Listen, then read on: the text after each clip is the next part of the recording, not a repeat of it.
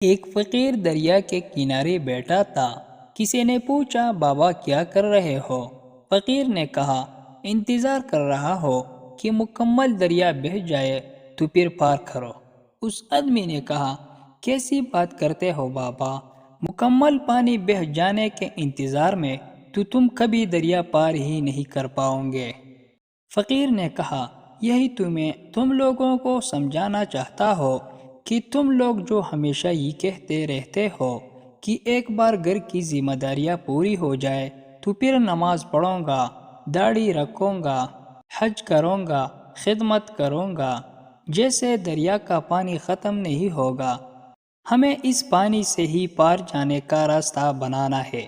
اسی طرح زندگی ختم ہو جائے گی، پر زندگی کے کام اور ذمہ داریاں کبھی ختم نہیں ہوں گے۔